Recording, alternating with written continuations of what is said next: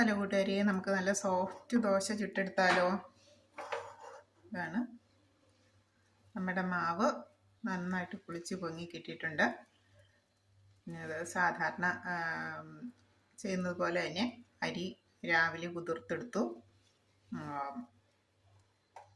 അതിനോടൊപ്പം തന്നെ ആവശ്യത്തിന് ഉഴുന്നും, ഒരു സ്പൂൺ ചെറുപയറും, ഒരു 10-15 ചുമന്ന പയർ, വൻപയറും കൂടെ ഞാൻ ചേർത്തു.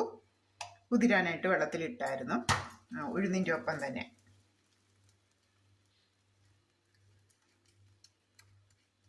അത് 8 മണിക്കൂർ കുതിർന്ന് കഴിയുമ്പോഴേക്കും നമ്മൾ വൈകിട്ട്, ഇപ്പോൾ രാവിലെ നമ്മൾ കാപ്പൂടിയൊക്കെ കഴിഞ്ഞാൽ 10 മണിയാകുമ്പോൾ വെള്ളത്തിലിട്ട് കഴിഞ്ഞാൽ വൈകിട്ട് ഒരു 7:30-8 മണിയാകുമ്പോഴത്തേക്ക് നമ്മൾ ആവശ്യത്തിന് ഉപ്പും ചേർത്ത് അരച്ച് വയ്ക്കുന്നു.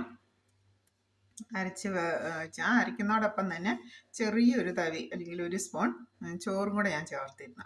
അങ്ങനെ നമ്മൾ വൈകിട്ട് അരച്ച് വെച്ച് രാവിലെ ഒരു 6 മണി ആയപ്പോഴത്തേക്ക് നമുക്ക് നന്നായിട്ട് പൊങ്ങിക്കിട്ടി നമ്മൾ ചുട്ടെടുക്കുന്നതാണ് ഈ കാണുന്നത്. കണ്ടോ, ഞാൻ ഇച്ചിരി വലിപ്പത്തിലാണ് ദോശ ചുട്ടത്, വളരെ പെട്ടെന്ന് പണി തീർക്കാനായിട്ട്.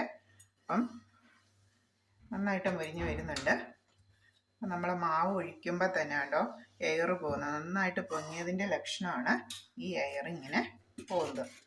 മാവൊന്ന് ഒഴിക്കാം. ഞാൻ ഇച്ചിരി കൂടുതൽ ഒഴിക്കുന്നുണ്ട് പെട്ടെന്ന് പണി തീർക്കാനായിട്ട്.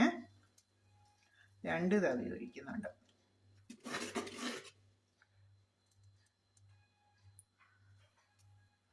നമുക്ക് ഇച്ചിരി കട്ടിയിലാണ്. ഇനി നമുക്കൊന്ന് പരത്തി കൊടുക്കാം.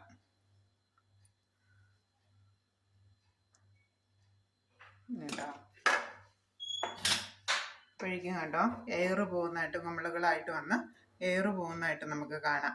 കണ്ടോ, ഓരോരോ കുമിളകൾ വരുന്നത്. അത് നന്നായിട്ട് പൊങ്ങി നല്ല സോഫ്റ്റ് ആകുന്നതിൻ്റെ ലക്ഷണമാണ് ഇങ്ങനെ ഈ എയർ പോകുന്നത്. കണ്ടോ, നമുക്ക് കഴിക്കുമ്പോൾ നല്ല ടേസ്റ്റും ഉണ്ടാവും. അതോടൊപ്പം ചമ്മന്തിയോ ഉള്ളിച്ചമ്മന്തിയോ തേങ്ങ ചട്നിയോ സാമ്പാറോ ഒക്കെ ഉപയോഗിക്കാവുന്നതാണ്.